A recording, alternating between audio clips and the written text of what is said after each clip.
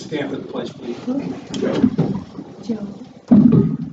I pledge allegiance to the flag of the United States of America and to the republic for which it stands, one nation, under God, indivisible, with liberty and justice for all. Are we singing the national anthem?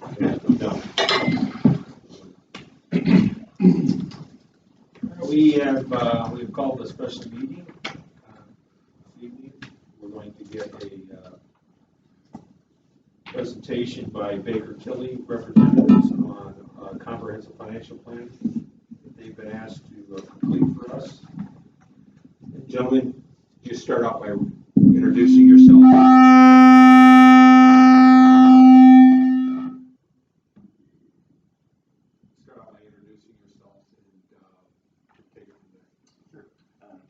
My name is Jason Simo. I'm part of Mr. Simo.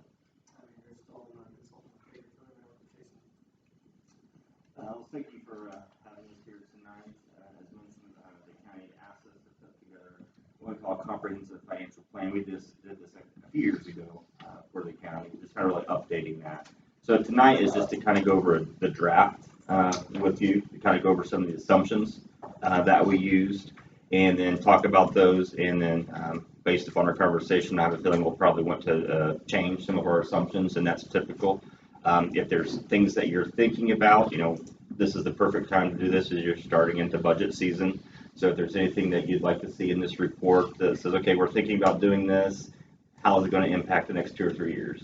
Those are the types of things that we can also incorporate in this report as we go through here. Have you by chance incorporated us rolling over the bond at all in this? No. We didn't look at the bond fund. I do want to talk about that tonight if that's something that you are interested in, just for timing. But the bond schedules are in here, repayment schedules, but we didn't really talk about carrying that forward or not. Because since that's a separate levy, if you decide to go forward, it'll just be a new levy that continues going forward like you have now.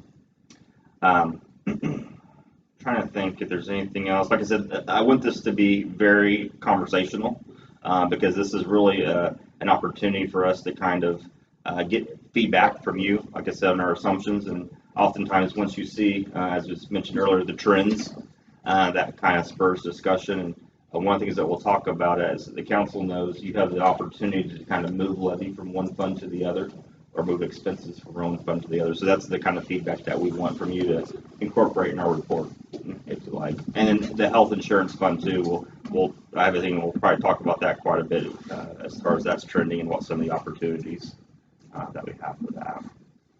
And I figured, Jason, that was what your plan was, and that's why we're sitting in this kind of a square here so that it can't be conversational. No, good. No, I appreciate that. As opposed to being up in the commissioner's chambers where it's really hard. I appreciate that. So the first, also just jump in, and we sent out a report Friday night, and then we also provided one today. There's just a couple of minor changes to the report that you have today, except the major one is I took out some of the graphs just to try to reduce the number of pages to print. But for the final, we'll put those back in there. Kind of skipping over the first couple of pages, 3 through, we kind of start on first 3 is kind of more just traditional boilerplate language. If you turn to page 4, something I always like to hit on, this is more so when if I come back and present this in a public meeting, but I always like the audience to hear this, is if you look at the top of page 4, this looks at the comparison of the levy that you collect versus your circuit breaker losses, which is basically credit that you give money back to the citizens within the county. So you can see the blue there. That's the property tax levy, the net property tax levy that you collect to fund your budget. So it's went from about $41 million in 2018 to about $47.5 million in 2023. But also, what has also changed and has increased is your circuit breaker losses, or the credits that the taxpayers in the county have seen. You can see that's increased from 1.4 million to almost 2.2 million this year. So that's really $2.2 million that really could have been in your budget that you could have used, but because of the tax caps, the 1, 2, and 3, you don't receive. And that's really is that 2.2 is that we're hitting the caps, and that's what's hitting us that much. Mm-hmm. Yep. All right. So everyone in the room has to understand that really plain English, 2.2 million of our general fund budget just disappears in the tax caps? A combination of all your funds. Yep, that's correct. Well, not just general? Not just general, Well, that's all the funds. But that's your biggest one. That would be the biggest. Yeah. Okay. So that's something that we, monitor, because I think for your county, I think it's like 4%, which compared to a lot of counties, that's, $2 million is a lot of money. It's a big chunk of your general fund, but it can get larger pretty quickly if we're not careful. So And the only real way to combat that's ever rising, increased assessed value. assessed value, new growth, and things growing better. Correct. Yeah. And that's one reason why you see, you can look at 2020, it was 2.2 million. It went down to under 2.2 million. And the reason for that is if you look on page 5, good segue, this is a graph that compares your assessed value, which is your tax base. It's based upon your rates and then your tax rates for the county. So you can see it's been pretty constant until the last couple of years where you've seen an increase in your tax base. It went from 9.2, now it's over almost 12.5. And you can see your tax rates kind of the same trend. As your assessed value goes up and it goes higher than your budget, your tax rate falls, and that reduces your circuit breaker losses. And that's the same for all units, just not the county, but cities, towns, schools. That's But our right. circuit breaker losses are going up, though, right? Yeah, they are overall. And that you have to keep in mind, it's like it's a block. It's just not matter if your tax rate went down, but what did the townships and the cities and towns and schools, what did their tax rates do? Because you're all in it together, and what one unit does impacts everyone else. So I just kind of like to hit that just because I think sometimes people understand the relationship between assessed value, tax rates, and circuit breaker losses. So the more successful we are of bringing business in, building new homes, they start paying taxes as well. That looks like it's affecting our bottom line here. In a positive way, then. Possibly. Because we're stuck at a growth quotient that's prescribed. So as you add AV to a tax rate with the growth quotient controlled, as you add more AV and tax, you are reducing everyone else's tax rate. And depending on what their AV is doing, potentially their actual tax burden. So you're saying we can only grow this much, Jim, the 4%. If everything else goes up 6%, we're still only capped at that 4%. So as we add subdivisions or business, and those things are paying taxes, they go into the AV, because they're coming back to solve for the tax rate. Now, another quick point on this last one, for the tax rate on page 5. Again, that's only reduced, that should be closer to the 4.142. It's only because of the last year of our bond. That's the only reason that one's Okay. That's true. That's the Yeah. only reason that one's trending down. For the most reason that should be about staying even. But that makes me more concerned that for 2023, we didn't see much come off what we lost on 4, top of the page. Correct. So if that bond would have been in full effect, its levy would have been in full effect, Would have been we'd have more. pushed more people into the tax caps, or more pieces of property would have gone into the cap.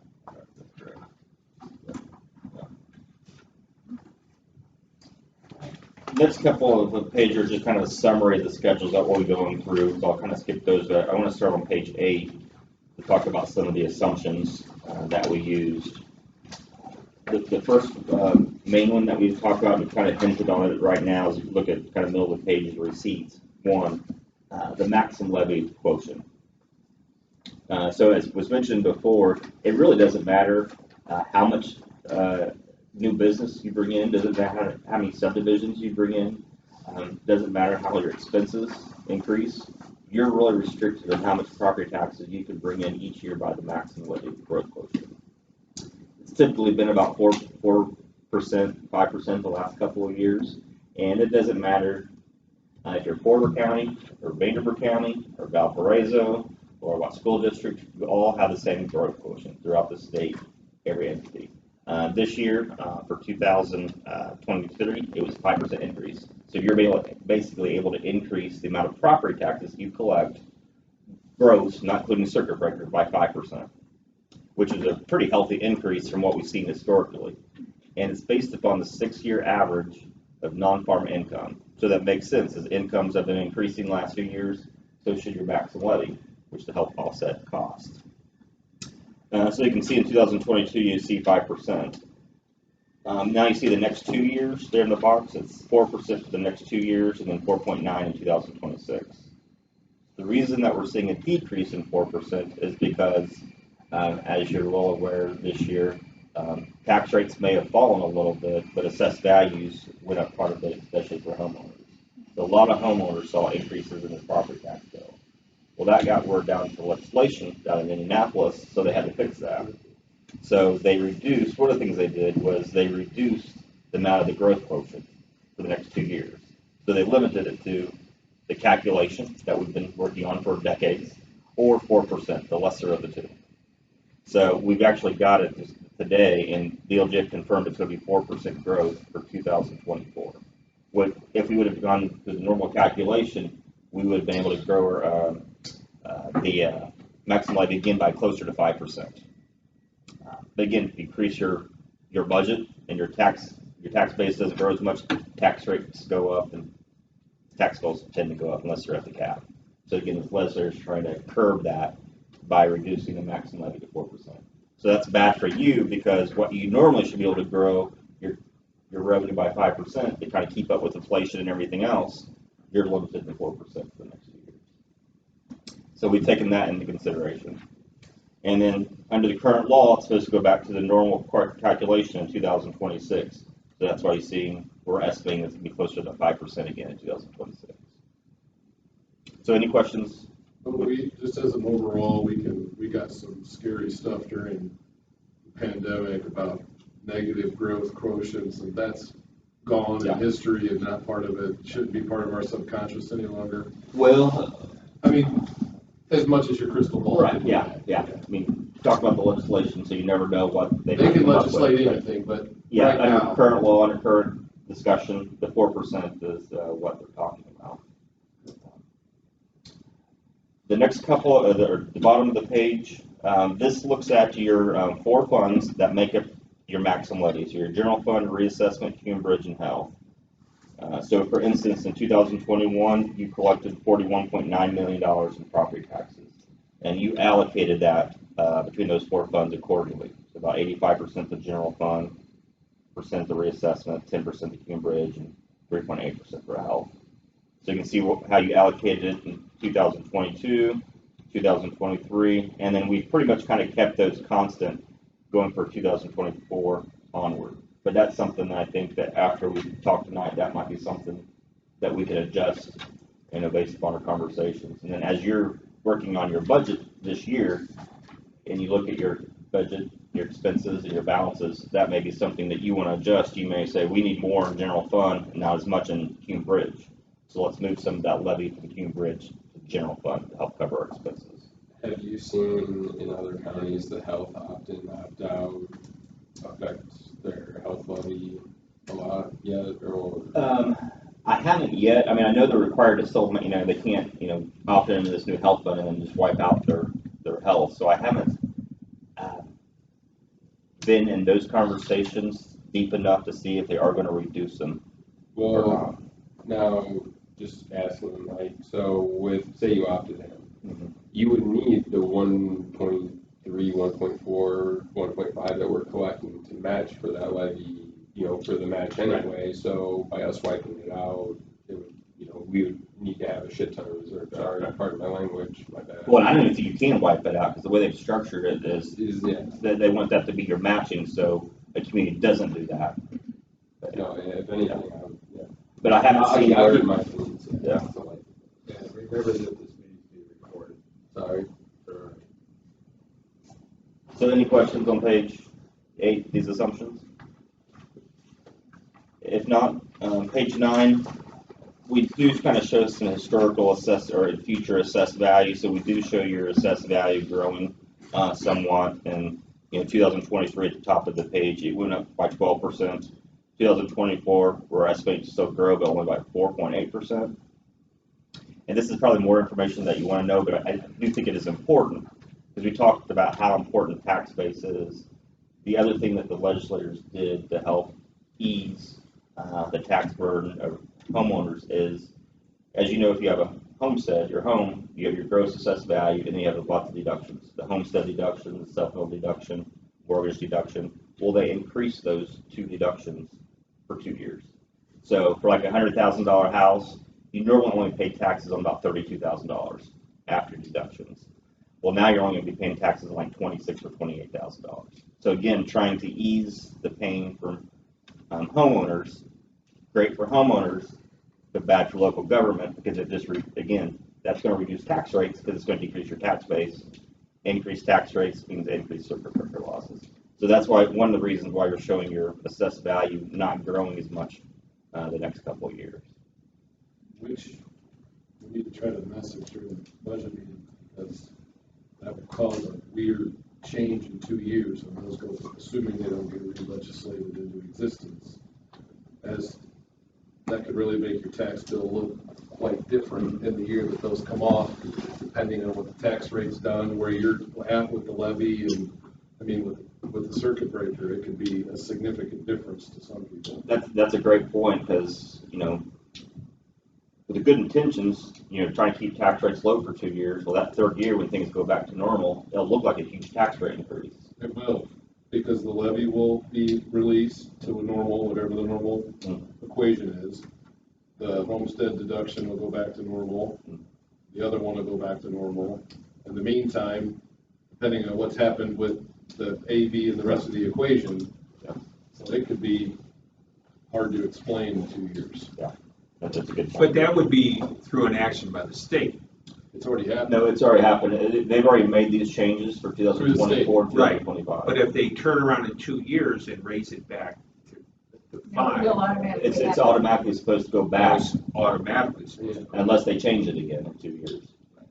But right, yeah, supposedly in 2026, it's supposed to go back to the way it has been historically. So we'll be the ones who catch the. Correct. That's what I was getting at. It'll look like we've done something like that. And it's just moves, enough little moves that the end tax dollar is gonna could look larger change than in reality it really is. From what I'm, and you correct me if I'm wrong, or Ryan or Dave, is that over the next 24 months, we're really gonna have to be careful about what we spend. Because we can't spend, because we're dealing with a lesser growth quotient. Yeah, and I think that's what these slides, these schedules kind of show going forward, that, the trend that we're going and kind of monitoring where we spend money and how much. Well, that's in a rough number, if we're at 5%, we're roughly, 1.5 to 2 million on a growth quotient this year, give or take. So 1% difference, so what do we really, let's put a number to that. Well, it's on page, the prior page. This year you had $45.9 million. So 2024, we're estimating to be 47.7 that you'll have. Well, I'm talking about the difference between we grew 5% this year and say we grew 4% this year. In reality, it's roughly a $40 million general fund, 5% is $2 million. So if we're looking at 4, we're looking at what? I'm using the math here. 1.6. Mm-hmm. So you're looking at a roughly, that's rough math, $400,000 a year difference that we wouldn't get from the new growth. How much again was that? About 400,000 of unrealized growth, not subtracting what we have, but instead of growing that extra 200,000 to 400,000 in 2024 or 2025, we're going to grow $200,000 to $400,000 less. But I want to be clear, I don't mean we're going backwards. We're not losing anything we already have. We're just not going to get as much as we normally would have. Yeah, you've gotten about should have gotten about $460,000 more in your funds. That's right. So on the last page, page 9, the other assumption as far as kind of revenues is the circuit breaker, number 5 there. As I mentioned, you're losing about 4.5% of your levy each year because of circuit breaker. And so I just kind of estimated, based upon all things that we've talked about, I think your circuit breaker is going to increase. There's a good chance it will increase for 2024. So based upon our estimates, we're looking at about 5%, and then again gradually increasing, a little bit for the next couple of years, 5.5% to 6%. And that's just because we're estimating that your budgets, and again, it's just not your budget, taking into consideration all the overlapping tax units. But my guess is those budgets are going to go faster than your tax base. I have a weird question. So we have that unique piece of legislation up here that we do about $10 million of homestead credits extra a year. Mm-hmm. That's in this math, right? Mm-hmm. And our tax, we're still hitting that much of on the cap? Yep. That's pretty aggressive. Wow. And so that comes off, right? So Yeah. you get all that before they take you down to the 1% if Right. you're over, right? Yeah, those are all deductions. Wow.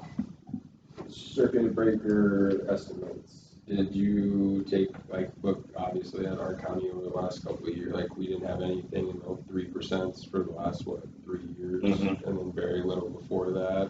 Now, granted, I'm sure a decent amount of that 4 million is gonna go from 2% to 1%, Mhm. depending on what the assessors figure out, but that's what Yeah, you're we kind basing of, this. we actually use policy analytics Okay. to help us with that. No, those are no familiar with them, but they work a lot with the state and legislation. So they actually look at the historical county trends, like how much is 1%, 2%, and 3%, and like if one may have grown by 2% Just historically. making sure it wasn't a state Yeah. one more. No, it's looking at your county specifically.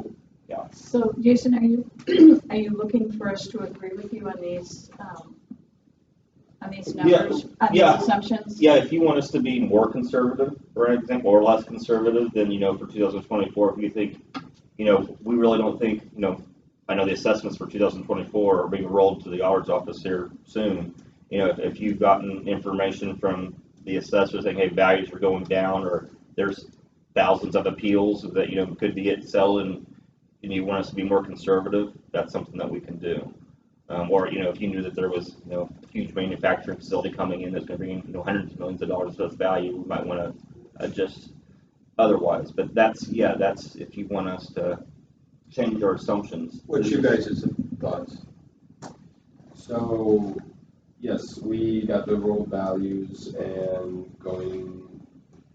our real estate office is just double checking everything with the assessor's office, and probably by the end of the week, we should have a good idea and updated numbers for you. So It's kind of a moving target, but we're really kind of keyed into that right now, and really is gonna require a lot of work with the assessor's office though, to just Yeah. kind of start to estimate that out, but yeah.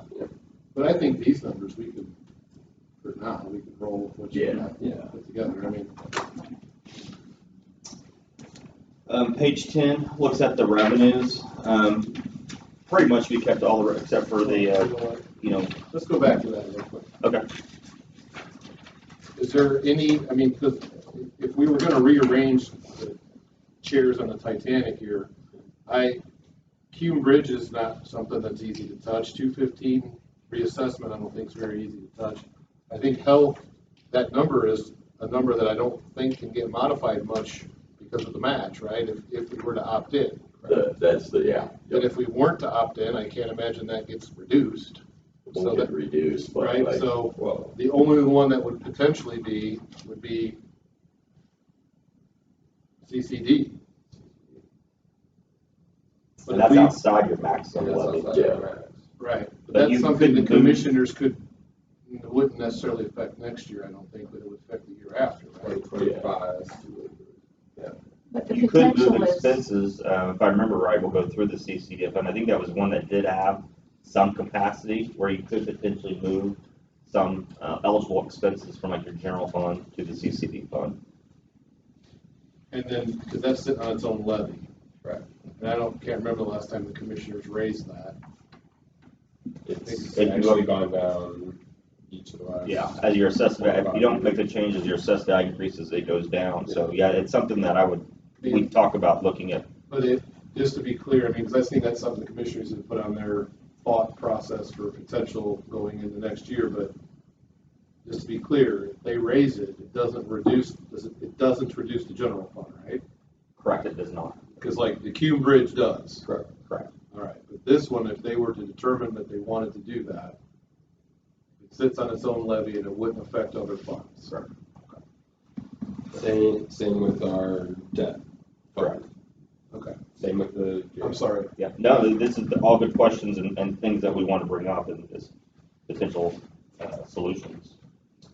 So again, page 10, this is where we're talking about revenues. We pretty much kept all the revenues constant, including the income tax. That's one where he asked if you want us to change that. I was in a county a couple weeks ago, and just because they knew their tax base, they actually had us go back through the actual tax receipts from the state, and it does look like their income tax was going to go down maybe 1% for the next couple years. So we had a constant for them too. We kind of went back, and he just knew from, it was the mayor when the cities were doing this for, he just thought that, based upon what he was hearing, he wasn't surprised if their income tax would go down. I don't know if you're having that same, hearing the same thing here, or continue going I up. think it'd be almost the opposite here. I don't know who's not working. So we usually be conservative, we keep it constant. I have had some clients ask us to show an increase, so that's something that would. Have we got our estimate? Did we get our lid estimate? It grew a little bit, didn't it? No, it won't come till probably August or September. No, that was mine. Oh, that was your lid estimate. Okay. So if that's something that you want us to include in here, we're happy to do that. I think our stuff's tight enough, you gotta include that increase. I think even with our projected in-house increase, we're still running a little hot in that fund.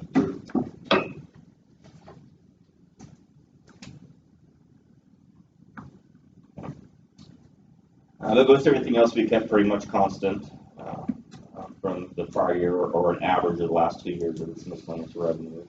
And then the bottom there, as far as expenses, we just assumed a 3% annual increase in all expenses except for capital outlays. So again, this would be an example if you were thinking about, giving raises or something like that, and you wanted to see what that impact would be. Because oftentimes, and I know the last council meeting that came up, it looks like you can afford a raise maybe in year one, but when you start looking out 2 or 3 years, it became more difficult to sustain. So that's something that this report is good for, to kind of look at that. You're early. Hey, I gave somebody my word, I'd be there. I gotta hold my word, folks. So before I start diving. So let me ask you this, and I think again, I'll ask Mike Berkner this question because Brett and Andy haven't done enough longevity in the council. Is that typical, that percentage increase, 3%, is that a typical increase on expenses? Is that a good assumption? Yeah, I think it is. I would say it's a little academic. At the end of the day, they're gonna get their growth quotient and budget to the growth quotient, whatever that estimate is, make it conservative, and then that's what. Well, and this is, from the council, when you're doing your budget, if, Paige, who was here a couple of years ago, she always harps that, a lot of times communities do their budget, the department heads give them their budget, and then you try to make the expenses work within your revenue. And you really should do the other way around. You come up with your revenue, and then have your budget be based upon your revenue. So, to your point, that's the way it should look, is, based upon the revenues that we're projecting, and I'll kind of hit on that as we go through here, as the council starts. I want to touch back on it too, that what you had used as an example is if we were to give out raises this year, that decision's a little tough to live with for the next couple of years because of what we're projecting. Correct. Okay. Correct, yeah. And we'll see that in some of your funds. Okay. So kind of start looking at the funds. If you turn to the next page, the general fund, which is of course your biggest fund, has the most activity. Page 11. So again, in this report, we look back at the last 2 years and then projected for 2023 and then 3 years after that. So if you look at line, I guess in 2021, kind of the some of the columns that I want to talk about is if you look at the index on the far left, if you look at line 2, the property tax.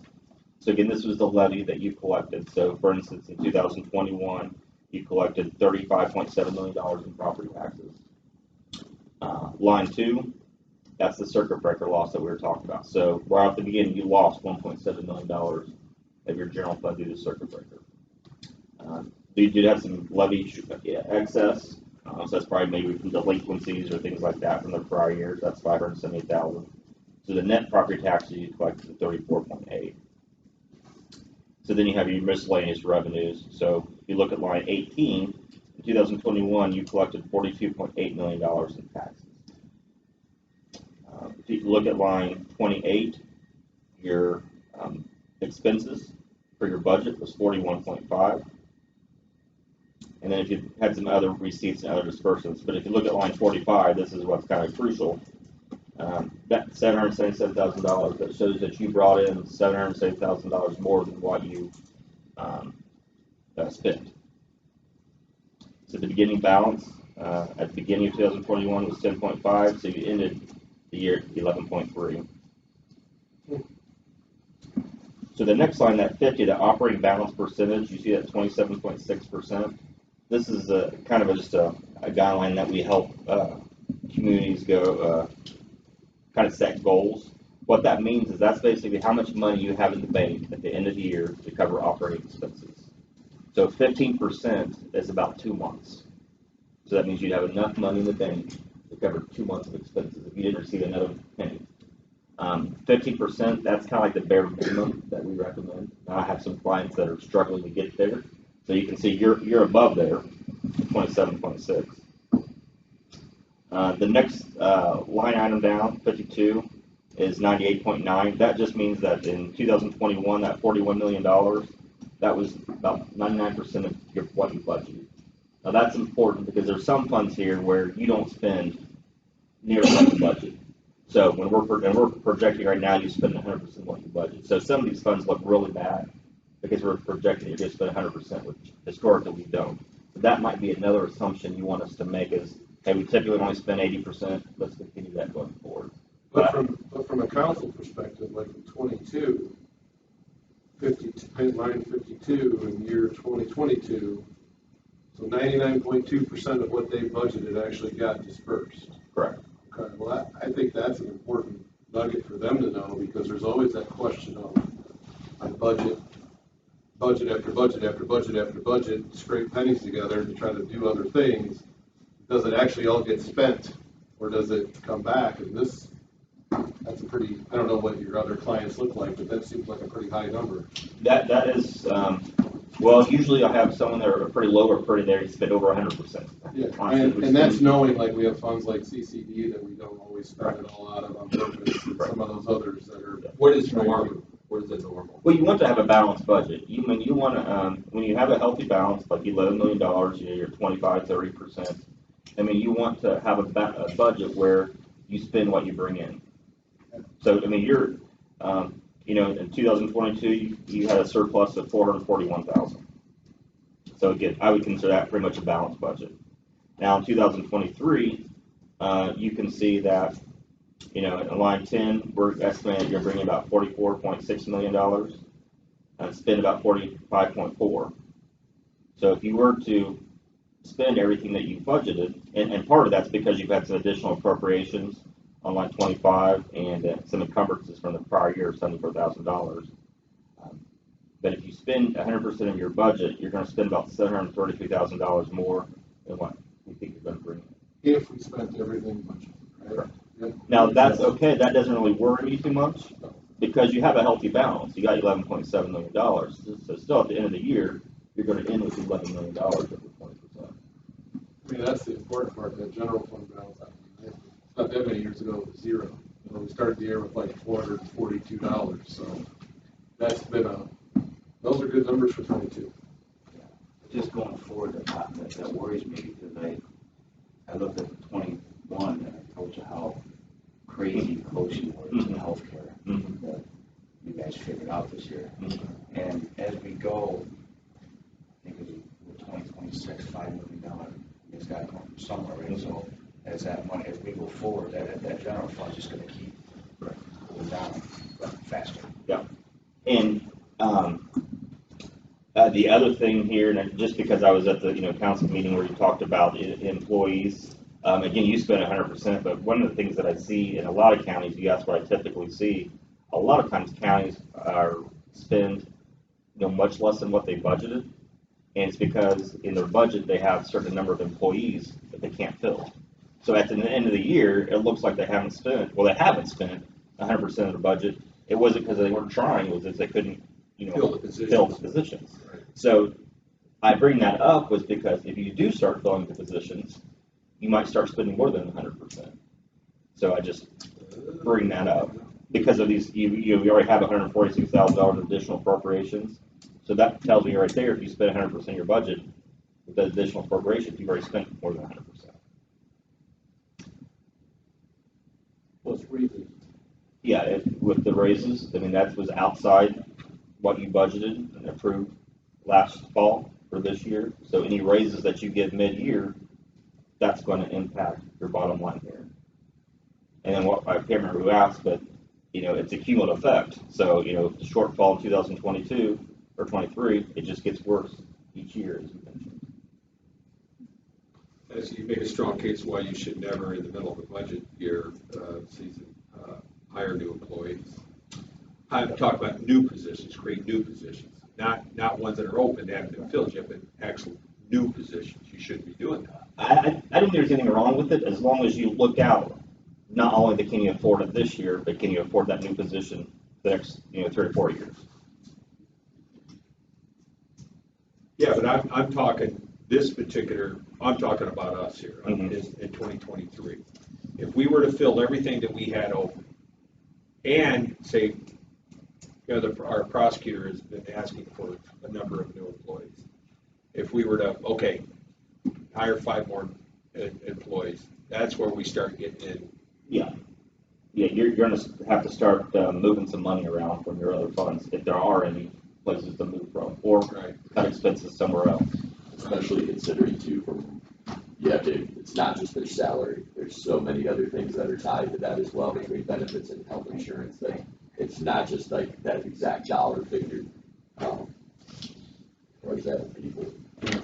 If some of these numbers, like up at the top, the revenues have increased or changed, do you need to know about those, or?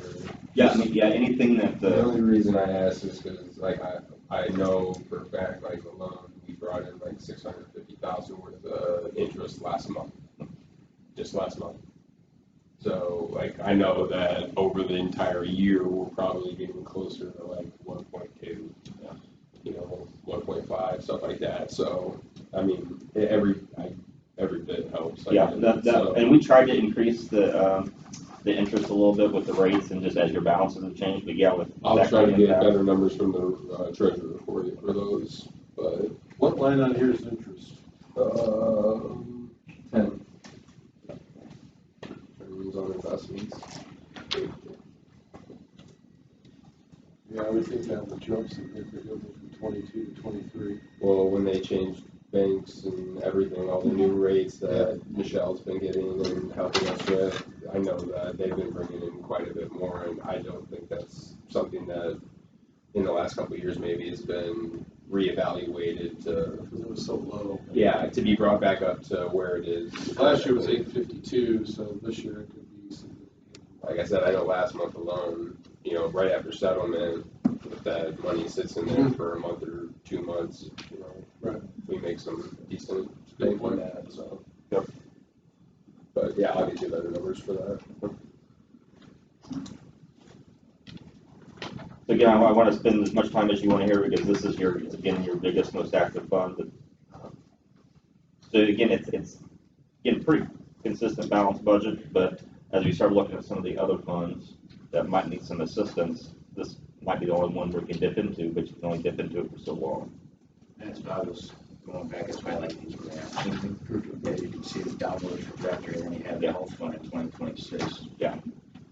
I think that helps. And some other ones, actually. Well, and that's another thing to remember is we can change these levy amounts each and every year. Right. So if, the health fund is hurting and we need to move a little bit from Hume Bridge to health fund to help that out for a year. There's nothing to say that in a year we can't change that right back and give it right back to the Hume Bridge fund. We can move these things around year by year to see how we can help out each, of our main departments. So, while we sit there and can sit there and, we don't want to dip into the general for multiple years, no, but 1 year here, 1 year there, 1 year here, those kind of things, if we kind of play it out right. Thinking that with the healthcare, we got to find a long-term solution because it's not like we have a project that we're dipping into just for 1 year. I mean, healthcare is just constantly keeps going up. Sure. And the only reason Let's jump to healthcare. Let's let's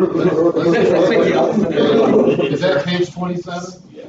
That was the gloves off. Let's just get to it, because So, so the insurance fund, it's page 27. Yeah. Yeah, 27 on the one that we sent today. Yeah.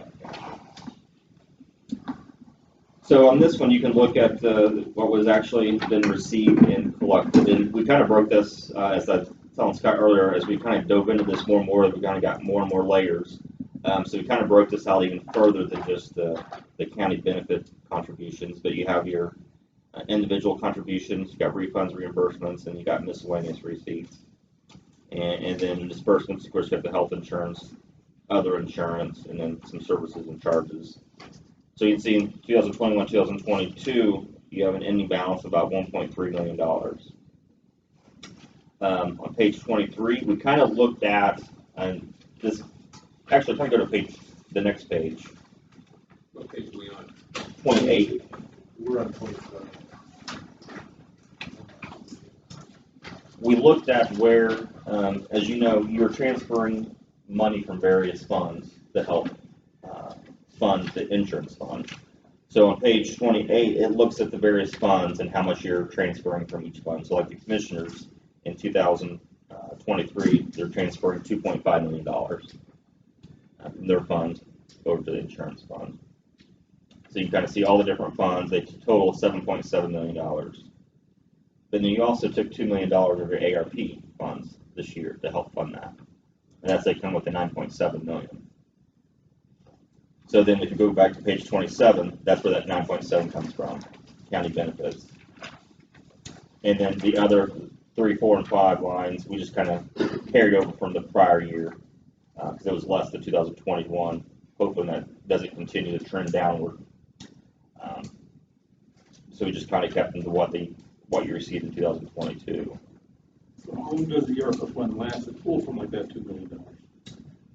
Well, you have to, I don't remember how much money you guys have left in your ARPA funds, but it has to be spent in or designated by 2024 and spent by 2026.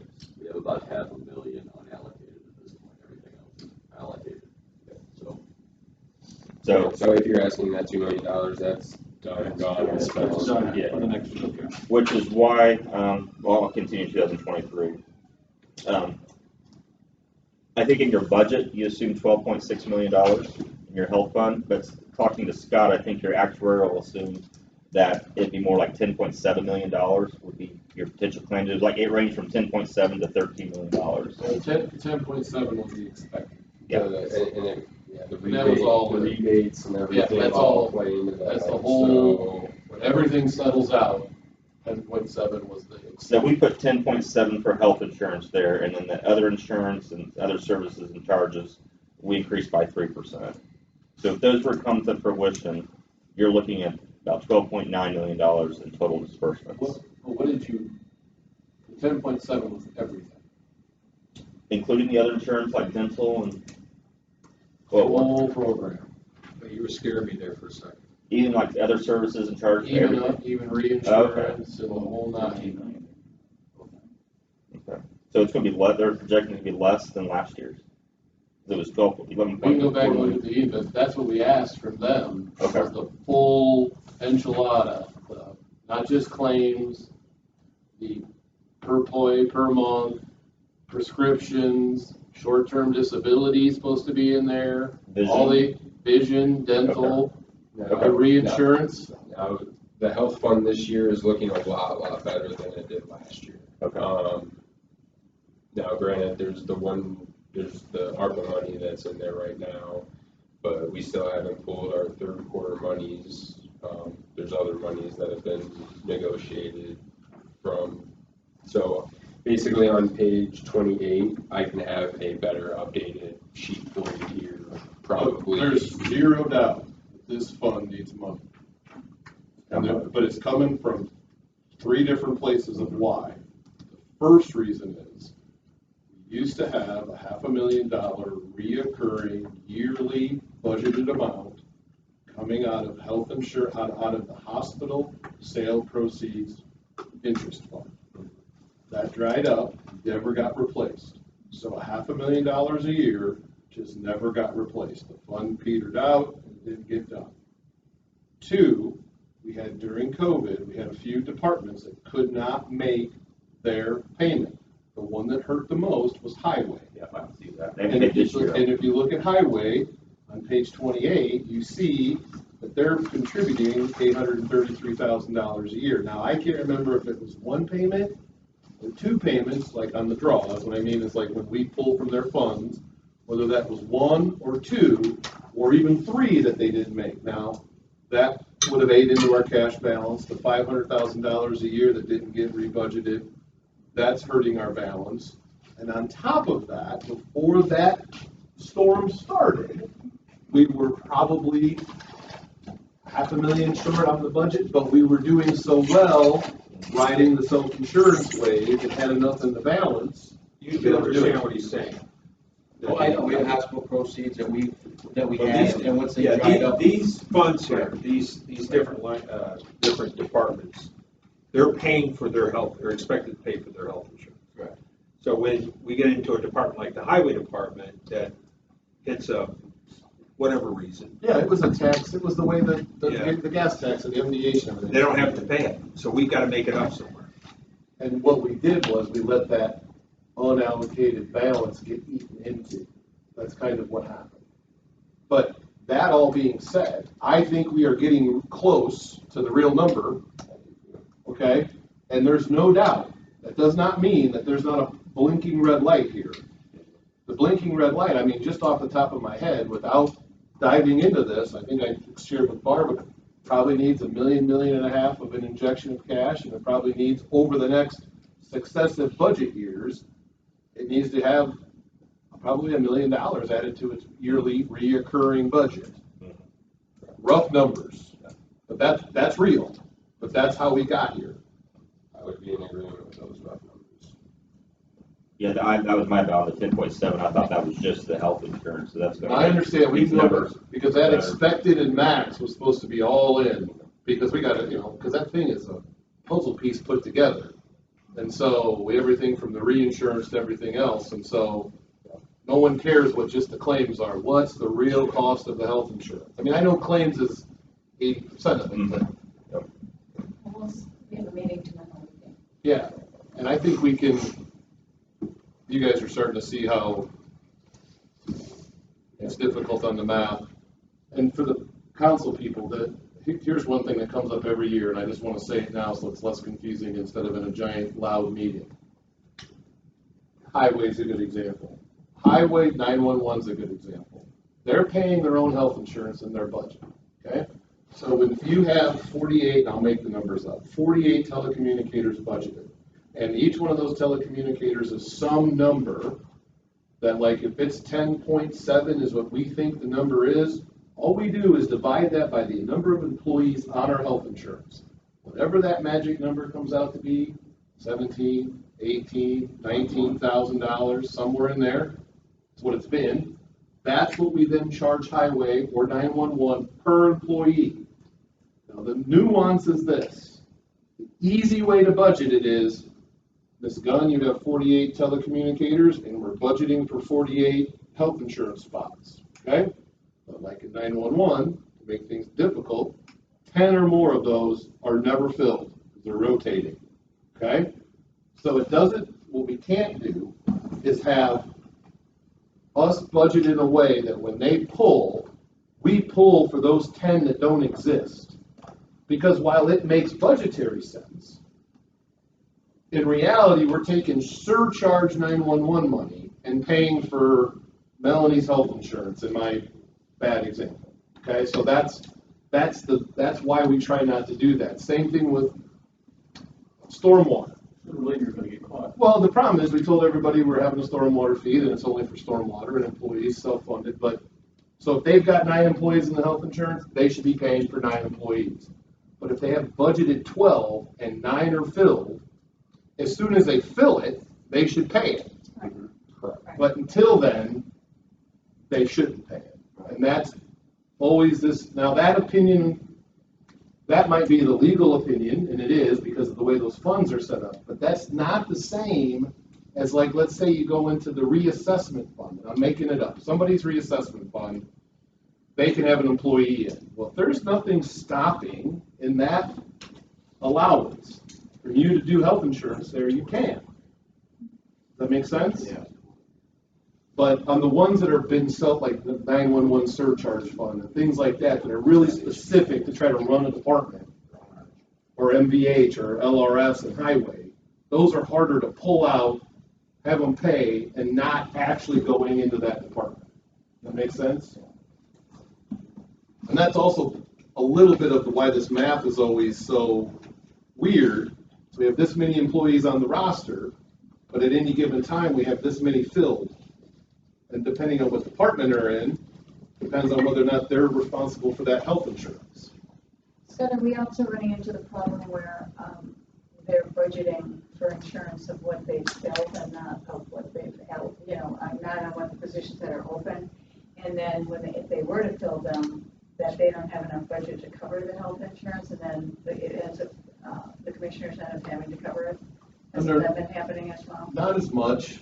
I mean, normally what the issue is that what I think ends up happening is we all say at budget time, you've got 12 spots in stormwater, you've got 10 filled. Now, if you hire people, make sure you pay your insurance. I'm not sure we have a great internal mechanism to make sure we realize we hired Andrew June 1st, and he needs to be prorated into the rest of the year out of that budget. That make sense? I'm not sure we have a good internal control on that. The other thing I didn't know was, when we were looking at this week, was you just like, you take that number of employees, divided by 10.7, just. Right. But, there's different plans at different costs. Right. So I didn't know if we wanted to go that deep or not, or if it was made that significant of a difference or not. Developed, to dive into it a little bit, the health plan is right now is set on a way that eventually we're only going to have one plan.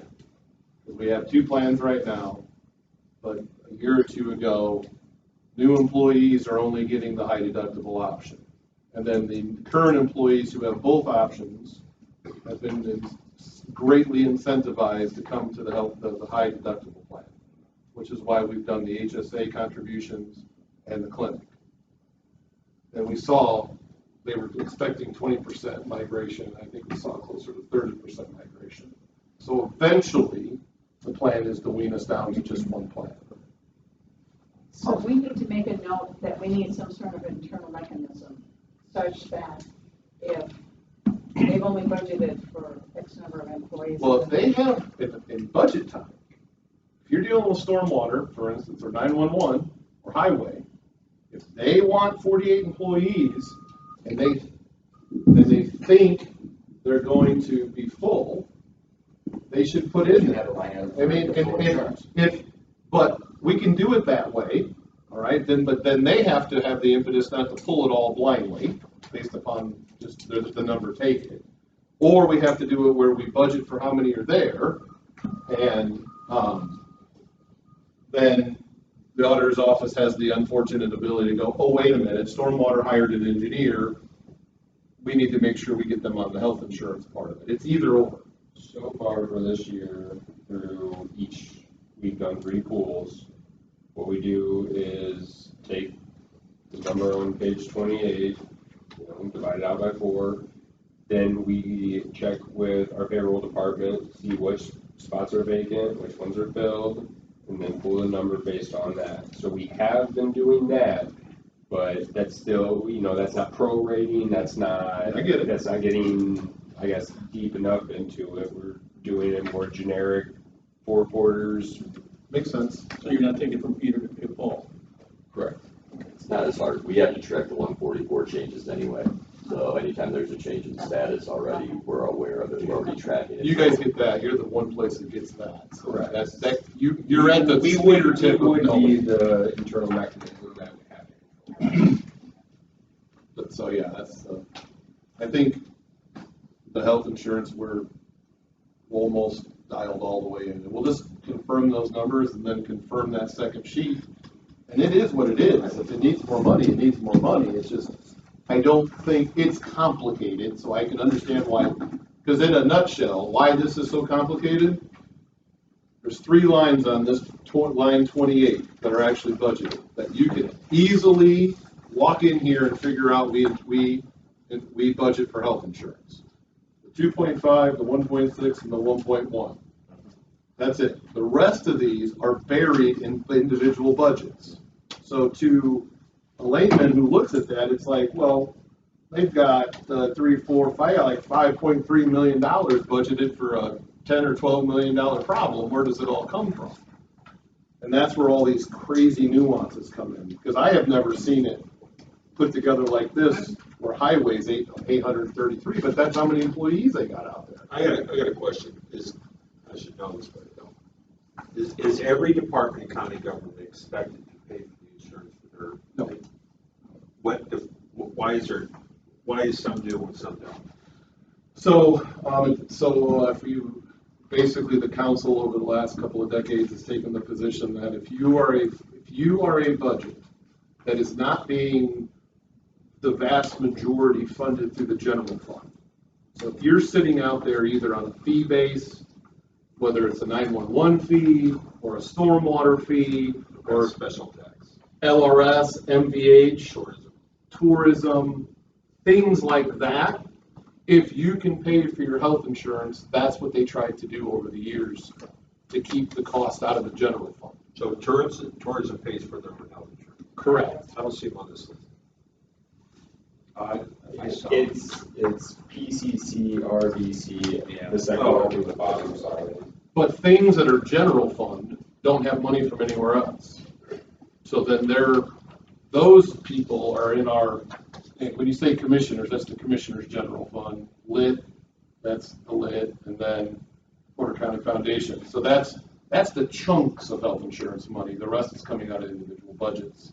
And those budgets normally aren't general fund for the most part. I guess one other, as you're talking about this and council looking at this, you turn to page 24, and you mentioned the highway fund. And again, I guess what's important on that line, page 28, that's what they're budgeted to pay. That doesn't mean what they actually pay. So like the highway, 24, yeah, the highway. You can see at the end of this year, we're projecting a shortfall of $622,000, which is probably why the highway hasn't contributed anything. Yeah, but see, we need to get, we just did a bunch of additionals out of these funds, like last month. Well, there's 500,000. If you look at line 11, I think we counted that. There's 500,000. I just gave him all the updated additionals as of last month. Yeah. So you're saying there's still 500,000 there? So you said they did the 500 there, but look, we're projected to be 622 in the hole. And the problem with this being in the hole is that they make budgeting then a nightmare. Yeah, If because you don't got a 20% cushion on unallocated, they're cutting your budget. so that's where right now we're budgeted $833,000 to come out of highway to help fund the insurance fund. We're showing they cannot pay for it. But don't they have to keep coming back to the council because they're not allowed to, they can only request 80%, I thought. And then they always are required to come back to the council and request the rest of it later in the year. I think you're talking about reimbursement on like a specific project. Yeah. And it's not the council, it's, This is 24, is this LRS, is this all of, is this LRS or MVH, do you know? It's just MVH unrestricted, and then the next page is MVH restricted. So if you're MVH restricted, it's very healthy. So that's one thing. If there's any, I know MVH restricted can only be used for new construction, maintenance. So if there's any expenses that you're currently budget out of. We didn't do any additionals out of that? And look, this is a hard, LRS and MBH is difficult. So the reason you don't do additional out of that is because it's restricted. I thought we could do maintenance. New construction. So I thought we just did additionals. we do additionals in 1176 and move the money from 1173 over to 1176 to cover it. Okay, so that's the part that we don't. So that's part of this yes. math that needs to be. That's part of this math that they don't know. So they probably just need last couple of ones with additionals on there. I just don't No, want they that to have be. all the additionals, they don't have the transfers that I do behind the scenes to move the money from 1173 to 1176. I just don't want MBH to not have, I don't want MBH to skid into the end of the year at like $1,000. We do a budget, the state comes back, cuts it by 20% for us to have to come back to do additional when it actually shows up. That's what I'm trying to avoid. So I'll get you those transfers that I do. All right, I'll quit derailing and jumping to the health Got one insurance. question on health insurance. Yeah. Take it back, yes or no. I know in our health insurance plan, it's prescriptions has been killing us. Yeah. How's- Ours have been going pretty good. I mean, we're having an update meeting tomorrow morning. Yeah. You know what, in all honesty, I mean, it is not the funnest subject to learn that what we've done, but man, it is, we've got, I'll be interested to see tomorrow's numbers, because last month we were running below on both claims and prescriptions.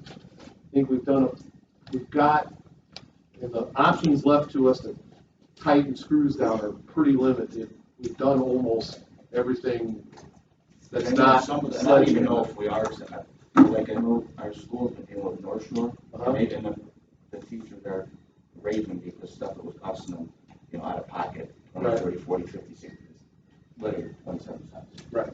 Well, they got that, what is it, 403B? Yeah, I think that, some of that stuff, so I just, Now, and that's part of our clinic. right. So with Franciscan, there's 150 of the most used drugs of our, based on our census, based on our drug use, that we give away free, that never makes it. It doesn't, as crazy as it is, it's cheaper for us to pay Franciscan to give it to our employees than it is for us to run it through our health insurance. Just so everyone understands, you are correct. Over the last, say, year and a half, 2 years, health insurance is beyond, you can't make 2 months come out the same if you try. Over the last, say, 5-6 months, it actually looks like it's, instead of going big, it's starting to Not a little bit. kind of come towards the calmness, and Like so. a sleeping monster. Well, some of it was, we went No, through, this is actually in a good way for us. yeah, I want to say last year, 23, 22, we got hit with maybe six quarters of everyone's medical things that got delayed because of the pandemic, all then happening. So if you were putting off your cataract surgery, or you were putting off something fairly minor, but those all then ran through, and then we got hit with, the unintended bad side of a high deductible plan is once you get to it, then you're not paying anymore. So when you had built up use that hadn't been used, I think we saw some of those bounces, at least last year for sure. And I think that's why we're starting to see it calm back into more of a, it's still always gonna be like this. It's still always gonna be like that, but it's more of a, you can project it, like, okay, this month may be bad, but we're gonna make it up on the next month, because we'll get it reimbursed, or we'll get the rebates. You're starting to actually see the trends that when things are hitting, how they're hitting. And the last thing I'll say about health insurance, in an attempt to not make this be so freaking confusing, the last thing we did was, and I believe we're in this year, we're actually on a fiscal year in our health insurance that matches something that makes reality at the county. Because we were always getting a number in April that really you look back at that budget session at, or in April looking before you even got the budgets. And I think now, because we were running April to April or April to May, now I think we're fiscal year, and I think this is our first year we're there. So when we get numbers shortly, we can actually give them to you at this council and say, here's our projected, here's our max for 2024. Where we could never really do that before because we'd either got the number 5 months ago or we hadn't got the number yet. So, and when it all sorts out with all like our reinsurance, you know, everybody, we're self-insured to 150 a person, I believe still.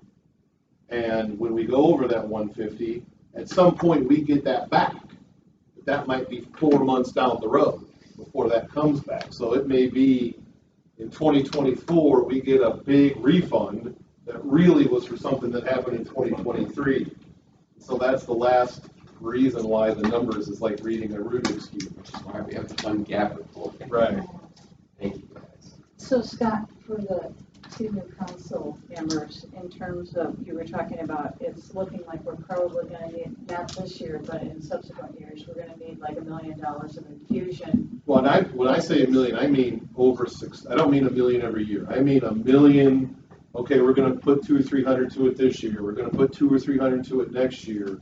Whatever that number is, the council kind of needs to decide. And my suggestion would be, as a goal, to add to the health insurance, so that we don't find ourselves one day looking for 1.5 or 2 million. That's hard. If everyone can go back to page 27 real quick.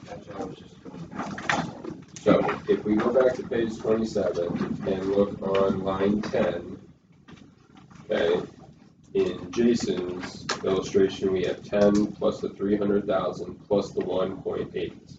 Yeah. What Scott is saying is that all of this added together comes out to the 10.7. So we don't have the 300,000 and we don't have the 1.8. That's included in the 10.7. I think we should verify that. Oh, we're definitely going to verify. Definitely, because I mean, look, That's what, just so everyone understands that's what he's saying. So those bottom numbers reflect in a very different way going forward. If that's true. If those numbers are more correct on 10.7 than the 12, then. And if it's really 12, it's just. And if it's really 12, then it's 12, then that's what we have to deal with. But, you know, at least it's laid out for us one way or the other. It's either gonna be this in the worst case scenario, or it's gonna get better. But if that's the case, Scott, then it actually went down in 23 versus where it was in 22. And that would be, normally would not make any sense except for those delayed procedures that all happened. That were put off because of COVID. You know, the hospitals weren't even doing surgeries. They couldn't get them done. And then when that opened back up, it just flooded everything. And that's why we're seeing that increase in that number. But what I will verify again, I mean, we're there, we're getting there. I mean, we'll verify that with GIS. We'll meet with them tomorrow morning. We can ask again, and we'll just keep whittling down on the number. Am I reading this right? 2024, 2.6, I think that says 2025, 5.8, the last line, number 19, 5.8, and then 9 in 2026. And that would be due because of all the COVID stimulus money. No. So when you look at 2026 and you see, or let's say 2025, it looks like we're 5.8 million behind. Yep.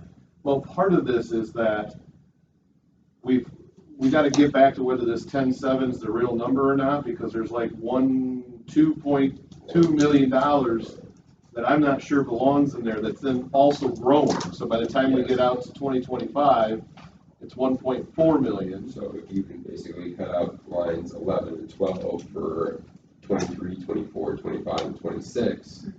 That makes that bottom number a hell of a lot better. And that's what I'm saying. Actually, this right here is worst case scenario for our county. I'm potentially overstating expenses about $2.3 million a year. So 1 year it's 2.3, the next year it's 4.6, too much. And look, I'm not advocate, it's now, I mean, what the number is the number. Sure. The options we have, because there's a few left to reduce health insurance. And we just gotta, I mean, I'm interested to know, because if this is closer to reality, then the commissioners probably have to make the hard decision to say, we're getting rid of the PPO plan and everybody's going on high deductible. Or we raise the principal. Well, Covers the premium. right, the problem with the premium raise is that we can, and it works, but it doesn't create that much money. And I think on here, I don't know, what is it? Individual 679, so 670,000. So even if we doubled it, we're only gonna create 700,000. So what does create, what were you going to say that? We have two plans right now. We have a high deductible plan and a PPO plan.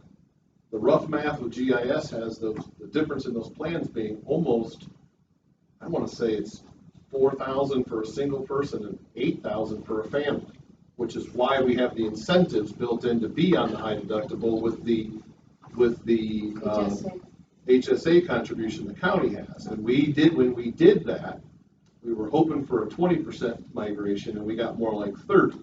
And then we said that all new employees only have the high deductible plan option. That was the easy way in without disrupting the employee's health insurance plan if they didn't want to change. If this is closer to reality, the first thing we would need to do is try to get rid of the PPO plan and move to the high deductible plan, whether that was by decree or by enhancing the HSA carrot to go to the high deductible plan. High deductible.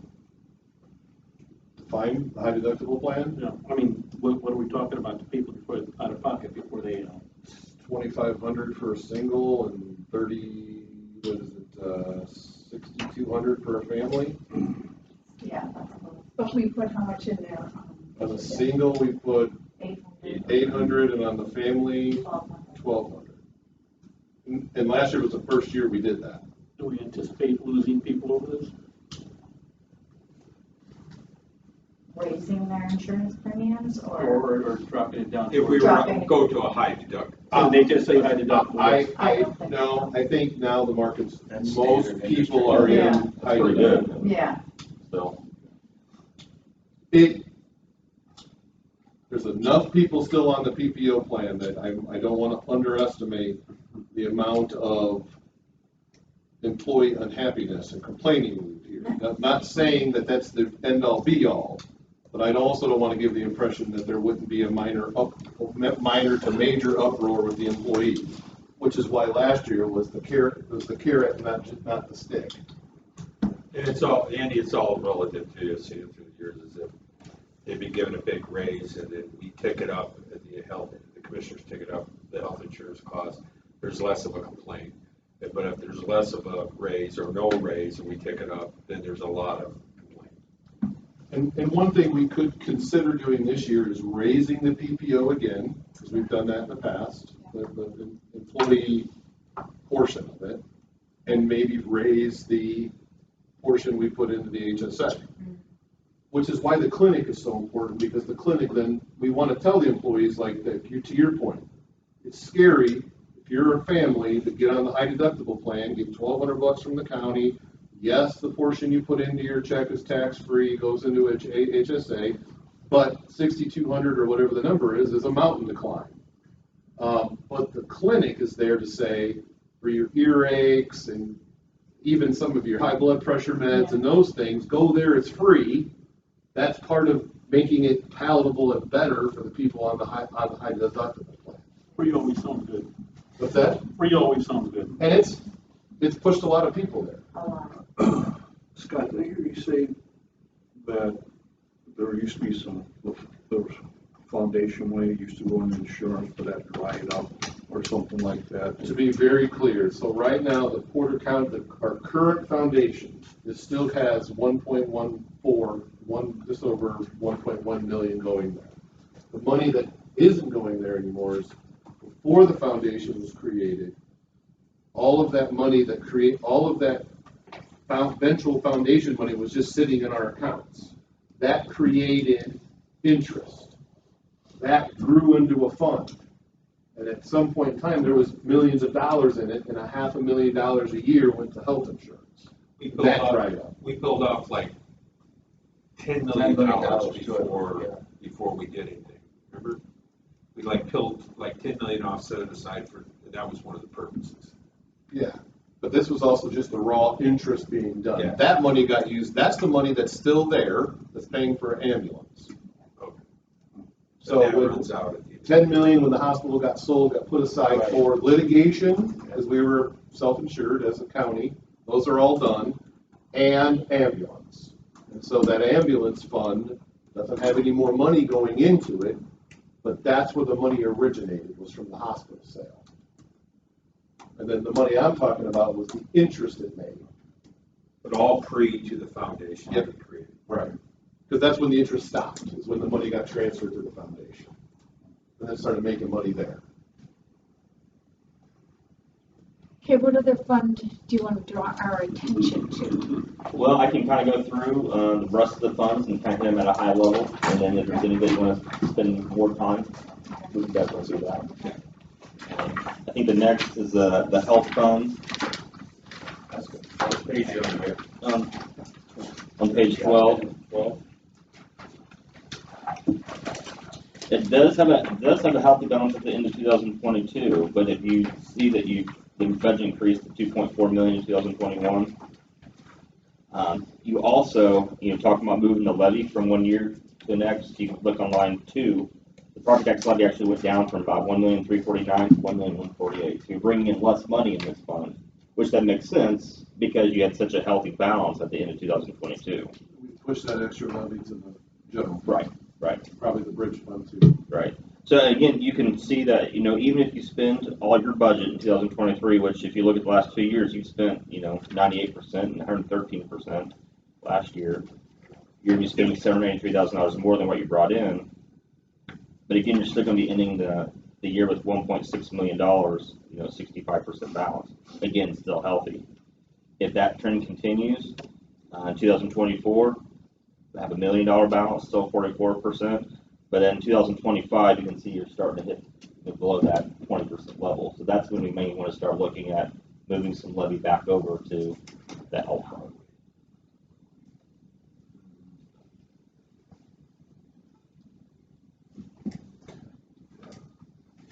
Any questions on?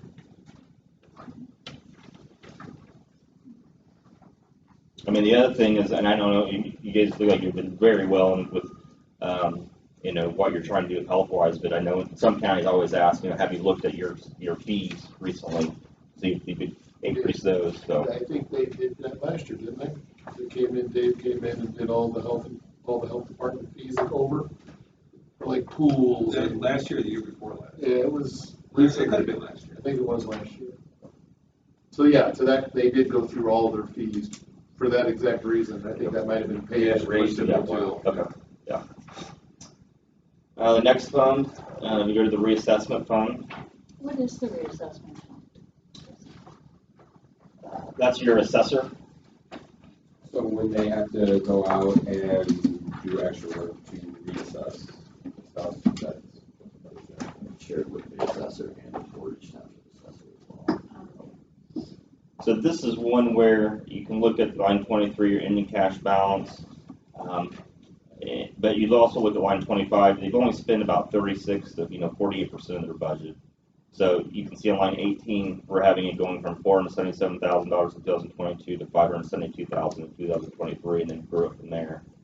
Again, if they continue not to spend anywhere near 100%, this fund looks pretty good. Isn't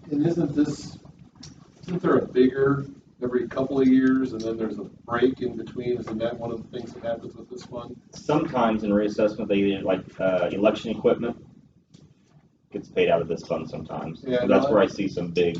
I know what you're talking about. Yeah, there's, like every other year, there's a larger assessment for some reason. I don't know what they're, I don't So in other words, like in one year, it's kind of quiet, the next year they spend a bunch, and then it's kind of quiet, but the budget kind of looks the same year after year. But But this one, even though it looks like the trend's going down substantially, I'm not too worried about this because historically they don't spend anywhere near their budget. And technically, if the council wanted to, they could reallocate some of this levy, but we're talking about half $500,000, it's not a lot of. Yeah. The next fund, page 17, this is or on my page is 17, but it's 14, the Hume Bridge. This is one where I don't know if you have a capital plan or if you have bridges in the near future. This one's very healthy, but I know It just got healthy. Okay. Go look on one of your previous pages. Uh-huh. Yeah, I think it's 1 year it's been at 7 million. 5 or 6 years ago, this was leading. At one point in time, well, in the last 7 years, it was 900,000 was the budget. So it's been slowly grown to get it so that they have their bridge. Right, and that's typically how bridge funds work. You build them because, and then save it up and then do a large project and dwindle it down and build it up again. This is one of the rare areas of capital improvement areas that this is actually a plan, a program that's funded, and it's probably 10 years down the road. This is working very well. So this is one, you want to try to match that plan with the revenue stream, because if you're generating more than what you need for your plan, then you can maybe move some to the general fund. But if it's not meeting your payment plans, then maybe we need to move more over here.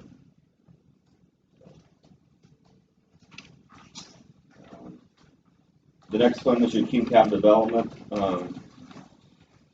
Again, this is one where this is outside your maximum levy. So this is one where you could increase your revenue. This is really the only fund where you can increase your revenue. Again, it has a healthy balance, 1.5, 1.7. We're showing that it can continue to grow. So this is one area I would definitely look at if there's expenses in your other funds, in your general, most likely that you could move over to here.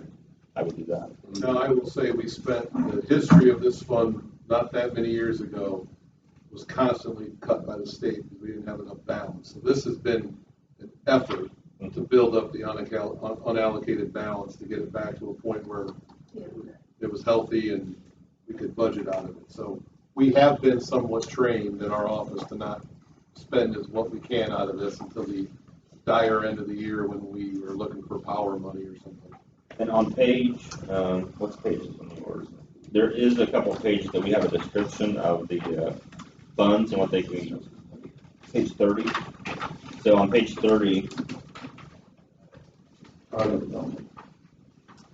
yeah, about fourth one down, it tells you what can be spent for the QCAP development. So your budget that I think good to look into. But if they raise it, what's the limit? Do you know how that raises? It's 0.0333 cents. So we're at 0.0197.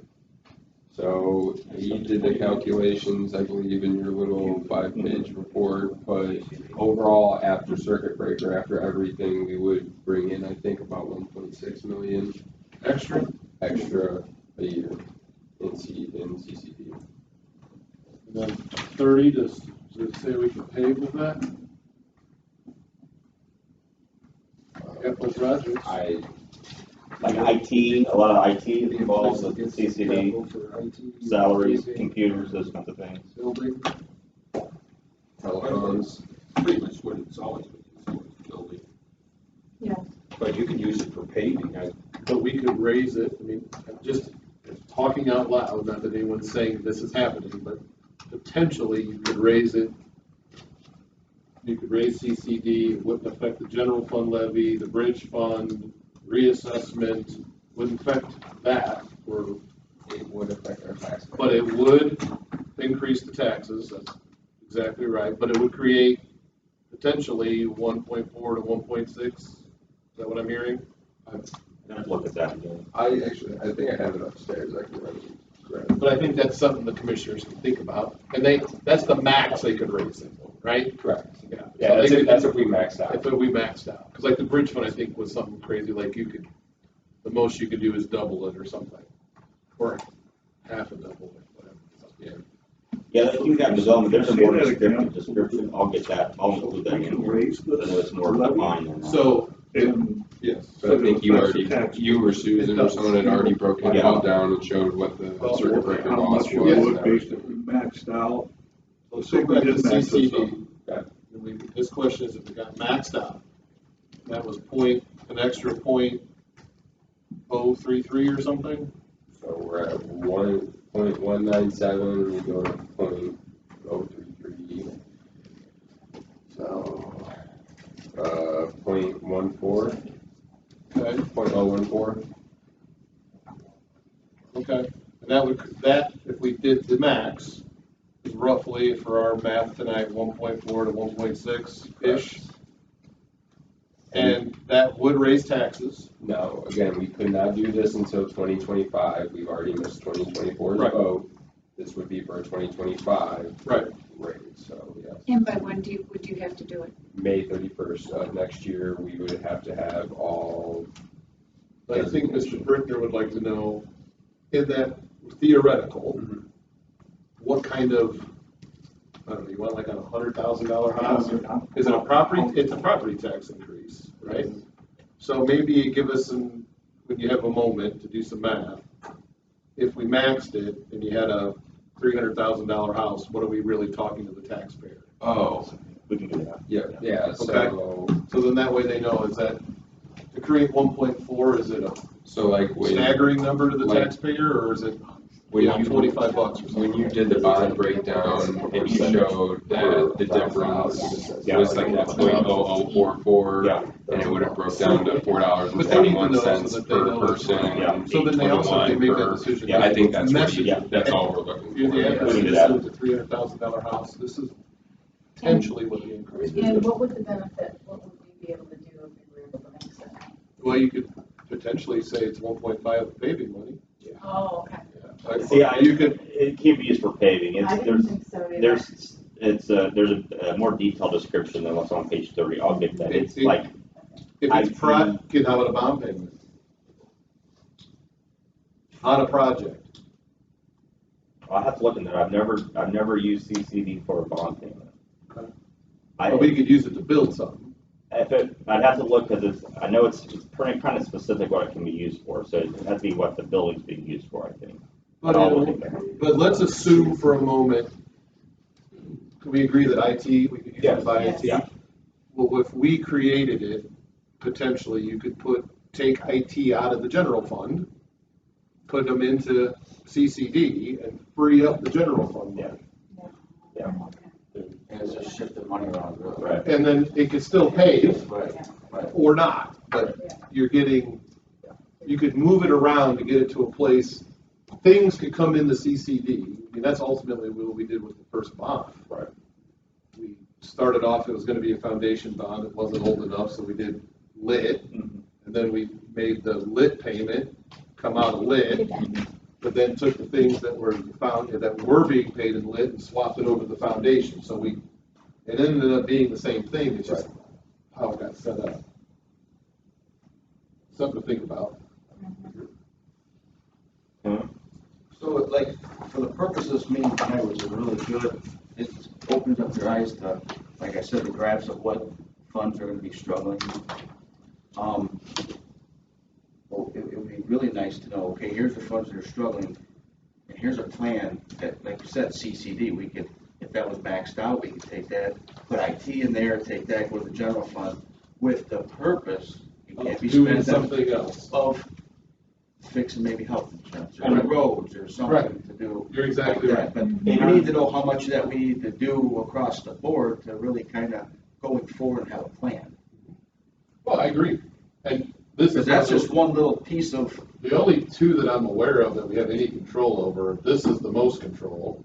The second one's the bridge fund, but we're eat into our general fund, We already so we have a raise plan for that, that. right? Yeah, so that one's kind of tit for tat on where you're earmarking it. But some of them, but on the other ones that are, like, for instance, stormwater, you may look at stormwater and go, wait, this is a trailing downward thing. This may be where we have to start considering whether or not that goes from 120 to 140 a year. I know we're gonna get there, but one of the ones that, E911. Yeah, that's the next one. Is that the next one? Yeah. That looked like that was a pretty, And that's one where I actually see that because revenues tend to, and yours are kind of staying constant the last couple of years, but that's one where I've seen revenues decrease. Now your budget increased quite a bit, but also if you look at line 16, you've only spent about 85% of your budget. What page What you on? page are we on? 16. And this is again, one of those budgets I'll caution you on. There's somewhere between, do we know right now, 8 to 15, I'm guessing, 8 to 15 telecommunicator spots open? Yeah. But they're I think there's budgeted. 12, but So, and when and that's why it's important to understand his assumptions. When he's in 23, he's assuming, and then that point on with his projections, that they're spending 100% of their budget. So that's why this, again, I'm not trying to make it difficult, but 911, we know traditionally struggles to keep their people. So it's budgeted out, but that's also why our cash balance is pretty healthy. Because you've only spent about 85% of your balance. And then on top of that, we did a $500,000 additional out of there this year, right? I don't have that.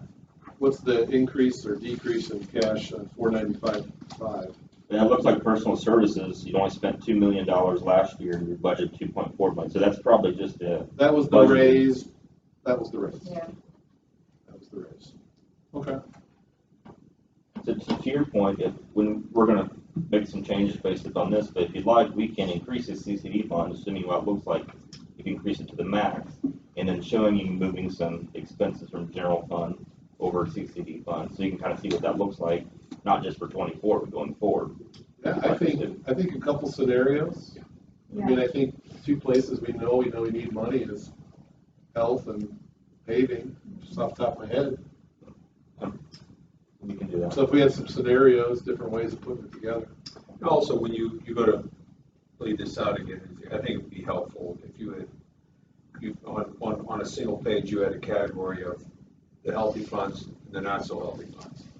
So everybody understood what those were, instead of jumping page to page here. Right, see, I'm looking at the E911, and I understand what you're saying, now with the open positions, he's assuming. They're all filled, They're all filled. and they're all paid. So like, paid. And then we start to go down. So like on 911, you might want to say, we know that's not gonna happen. We'd love for it to happen, but it's not gonna happen, so maybe just assume 90% of your budget. If it were me, I would tell you to take 85% of that budget. But that, based upon, Can you put that assumption on there? Yeah. If you do that? Yeah. Okay. Just so we know.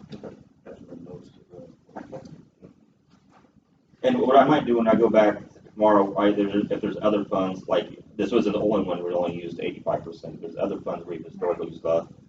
I'll email this and say, do you want us to back these Okay. down? well, you know what, maybe an idea would be 2 or 3 year, I mean, if you got 2 years, right, of our history, if you've got the third, maybe it's the average of the 3 years. Because the funds that, E911, whatever it is over the last 3 years, that's really what it is, because nothing's changed, it's still the same, what problem? I think that's a good place to go, like CCD, same type of thing, that's traditionally over the last couple of years been held back. We can do that for all of the funds if you'd like us to. I think that's probably closer. Okay. And it's easier, like you read this thing and go, oh, okay, well, 911 looks like it's really going in the wrong direction. This graph makes it look like it is, you know? Well, this is what it can be. Oh, no, this is, if they're all filled, this is what it's gonna. Right. And I would rather come this way and have you tell me no back. Oh, no, I agree. Well, No, as I long as agree, we know 'cause what the assumption is. Yeah. I mean, But yeah, I mean, this is a good, also like, okay, this is the This worst case scenario. Worst case scenario, if they're You know, filled, this is where we're going, right? The next page is the lit or the seated fund that you have. So this is, you do have a lot of personal services in here. This is where your debt is being paid as well. Again, it's looking, it's dwindling. You did have an additional appropriation over $1.5 million this year, so we include that. Yeah, this has been running hot. So this one is lit because of the way it's split. There's basically 3 lits. It's one lit, but there's the bond payment, facilities, and then kind of the catch-all. Bond payment, all of it gets paid. I would say facilities is probably running into the high 90s of draining their accounts. Then the rest that's left over is probably fairly much getting spent. Longevity's in there, health insurance, I believe, is in there. So this is one of those that I am interested to see what the growth quotient is, or the projected growth, because we are running hot. And even on your rough math, we were still running hot. Yeah. So lit's probably not a place to put any more from 2023 for 2024. It probably needs at least another year of potential growth before it could take any more. The other reason this looks so good with that additional appropriation is if you look at line 3, you had a supplemental distribution of almost $1.4 million a few months ago. So that really helped your cash flow. So that's not something I would count on year after year. I mean, you've had supplemental deductions the last 2 years, but it's been more like 400 and 500 Why, thousand. why did we get the big bump? Well, the state, they keep back so much, it's kind of an estimate, because it's based upon prior, what people submit for their taxes. And then once the balance that the state holds for you is above 15%, then they'll give you anything above that 15%. So, just with the economy, a lot more, income, that amount has really grew a lot faster than what the state had anticipated. So they really should have been paying you more in prior years, but they're kind of keeping it back. And then once they hit that 15% reserve, they give you a self-full distribution. They were anticipating a significant economy dip, and then didn't occur. And so then they had to catch us back up. And this is when we're keeping the income tax level. So this is when it looks like it could be different once you get your numbers. So we'll incorporate that too. The next one's park operating fund. It's one of your smaller funds, but you can see that you do kind of spend, it's kind of over the place, which makes sense for the park district. But if you do spend your budget, which is $227,000 this year, and that continues, you will have a negative balance beginning in 2026. That's just something that we'll want to watch, and this is probably where some of your expenses probably matches your revenues that you bring in, so you just kind of tailor it. So in the future, if that occurs, you may just have to reduce your expenses going forward.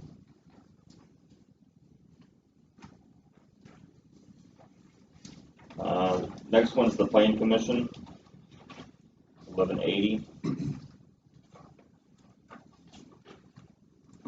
Again, it's pretty healthy, you want to watch it over the next couple of years, but you have a very healthy balance, so you're able to sustain, spending a little bit more than what you're bringing in for next, For the council members, plans like Storm, it's self-funded, it's all based on permits. When things are good, they hire more people, and when things are bad, because they get rid of, they lose people. This is the way that one accordion in and out. We actually lay people off. We don't rehire them. I mean, the last real recession, the 08 to 10, that department whittled down to about 4 people, the planning section, because they just couldn't afford the planner 2 and all of that. Because this hasn't had general fund money in a long time. So they have to build their balance up to weather those storms. Because when the recession hits for the plan commission, they don't get the permits. And the subdivisions and all that go down. So last time I think they had about $1 million saved up and got as close to about 80,000. That's how long that bleed was. But then they picked back up. The next one is the foundation budget. This is one where I know I probably need some assumptions for you, because we just kind of took a budget for 2024 and forward and kept it the same as 2023, and then we just kind of matched the transfers in to match your budget. So I didn't know if that was a good assumptions or not for the foundation. So when the earnings come in, they have a first pit stop at the holding account. Holding account builds the balance up. Then the holding account has a transfer to this budget account, and exactly the amount needed for the budget gets transferred. So that kind of, but there's a fund out there that we call Foundation Holding that, I don't remember what additionals we just did, but it's got $5 or $6 million in it. So So this is probably accurate for. it's accurate in the sense that we do, if they budget 5, we transfer 5. If they budget 4.8, 4.8 gets transferred. So is this one fund where if your general fund or park fund or somewhere starts running light, you can move more expenses over here and transfer more out of the holding fund? Yeah, well, yes, but again, the next layer would be, we just started smoothing. So in reality, given, I don't know what the smoothing number itself without any growth is about 350,000 more than what's budgeted. So that other fund right now, without any growth over those quarters on the smoothing, is going to have about another 350,000 a year added to it. That's the holding fund. That's the holding fund. So it goes back into the holding fund. Correct. Because the budget, I think, was at 2.25%. It was smooth or something. No, we're at like 4.8 or 4.9 on the budget, right? 4.9, 4.7? And I wanna say, 4%, something. it's like 3.7695%, but it ends up creating, I wanna say, 5.1, right around 5. And then out of that, sheriff, 911 gets paid. Correct. And then we have All- foundations. All the I see. non-for-profits. The non-for-profits get paid. Health insurance, Health insurance, 911, 911. and that's, if there's something else in there, it's small. 'Cause that's the majority of it. Will that grow It will quicker grow. because the interest rates have increased? Yeah, it will just, the smoothing takes the highs and lows out. So before we didn't have, but so now, assuming there's growth, yes. Is it gonna grow fast? No, because it's an average of 20 quarters on a rate, on a prescribed amount. That make sense? Yeah. So if we have a good year, or a good year and there's 4 good quarters, it may bump up the average a little, and we might get a little more, but it would take significant growth for significant quarters to see that grow fast. But it's also not gonna dip. Right.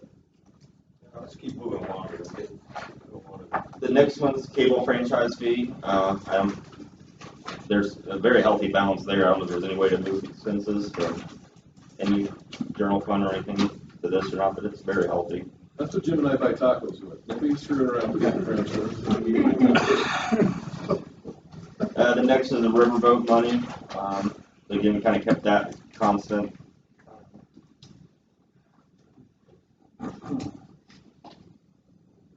Forever known as the taco.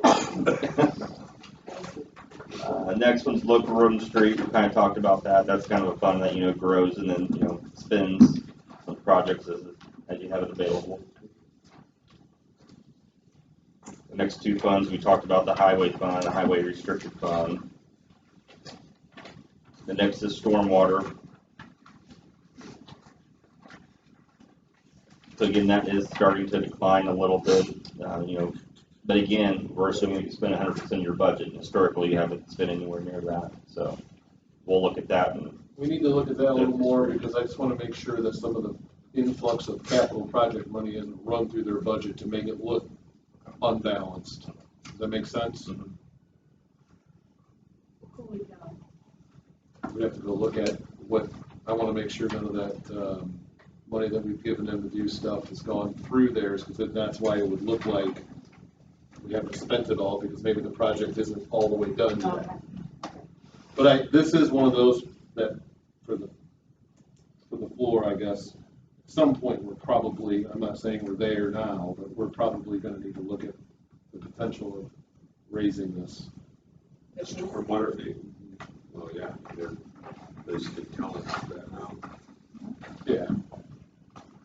But with that, there's so much work to be done, which I agree, but there's only so much we can do a year also. So those two things gotta kind of get meshed up. Right. The last is the insurance fund that we talked about. And turn to 48 on Friday's page, but on the page report that we handed out today, kind of a summary, as you were talking about. 32.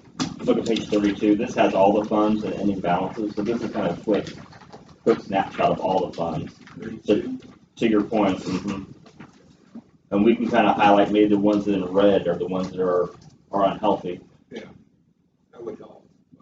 Don't you think that yeah. Yeah, I always put this at the back because I know anyone wants to jump to this one. So, but we can put it in the front if you wanted to. Yeah, I know if I were still in the Geez, the council. council's got all the money. $11 million. I know they're We always. have $11 million, how come we don't have tacos? Well, you don't have cable franchise.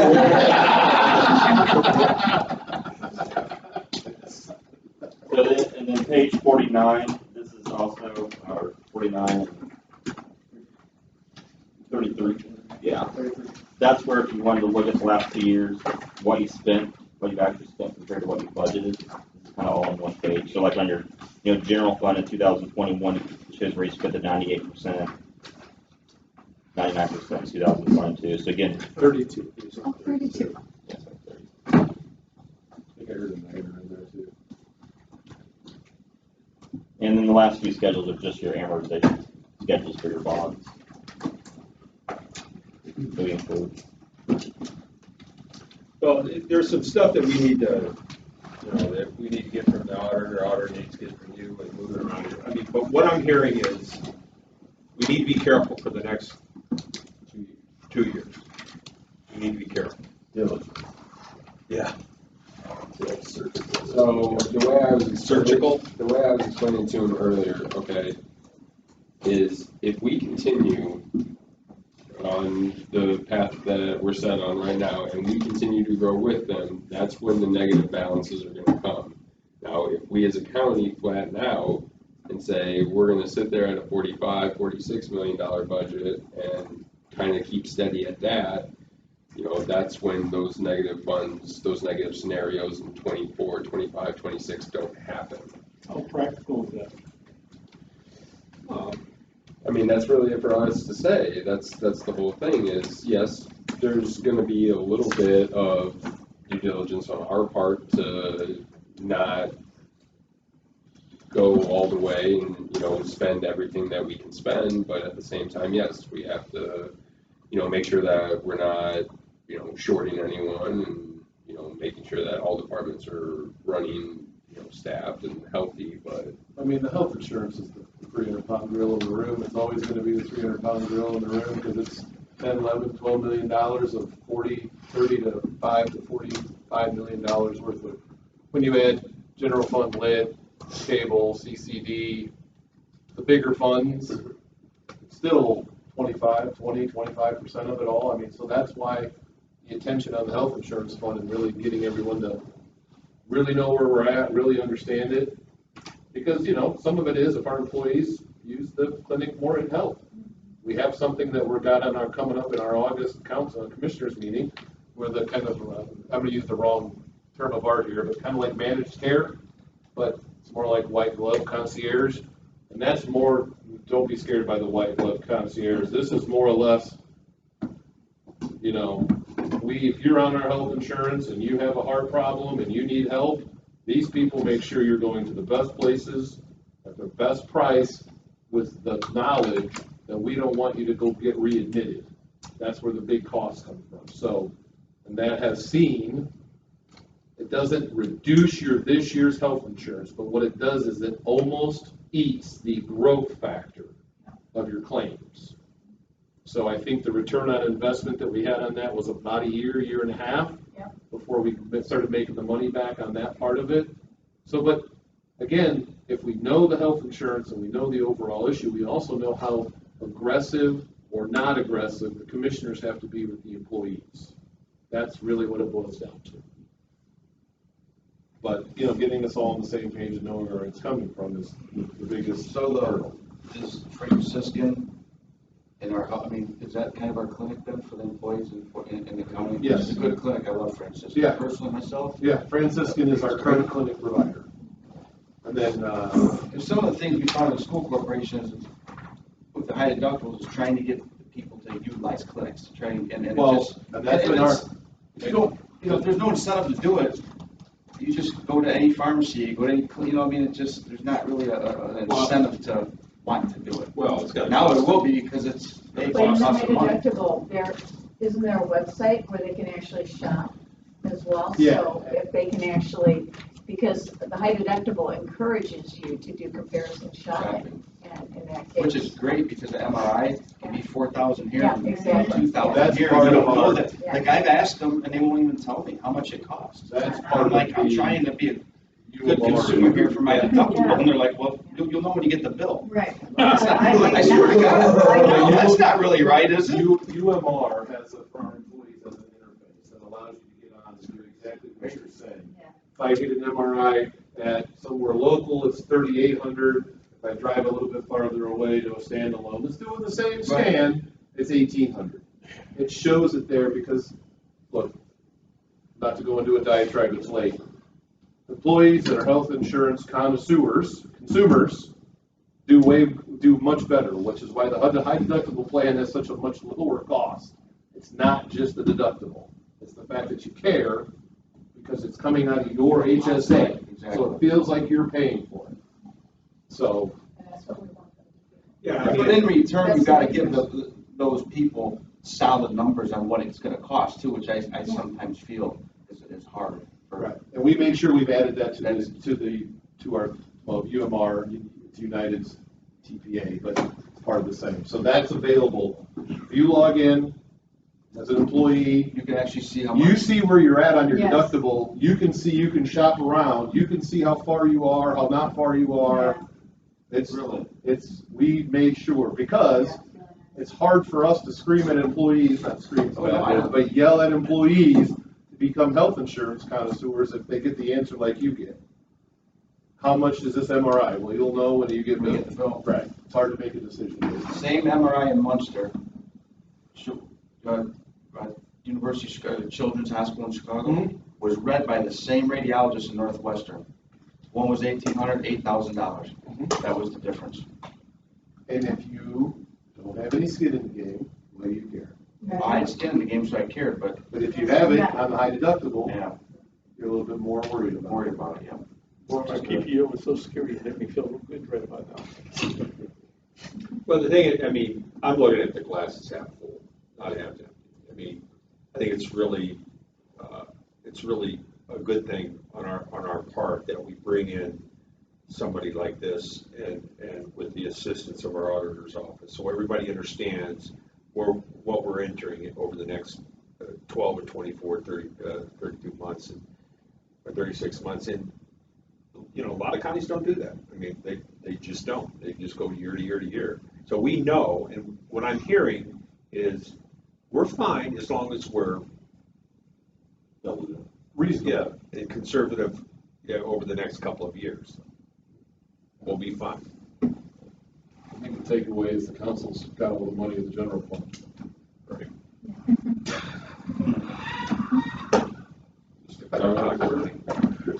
We're actually fiscally sound as a county. We just have to make the right decisions going forward. I'm kidding about the general fund. I'm happy to see it there because it was, well, But you have to. 8 years ago, it really was $400. So, But get to 10 millions of. There's all this talk about raising left it fees, with $400. you know, and you have to be, and how those fees, raising those fees can affect property taxes. You've got to remember that the vast majority, 99% of our taxpayers, they know we have $160 million in the bank. They don't understand why we can't use that. So you have to be really careful. You know, you're talking about raising the bridge cume or raise lid or raise CCD a will tax, whatever. I mean, if you were to think about it, I mean, you go to that well one time.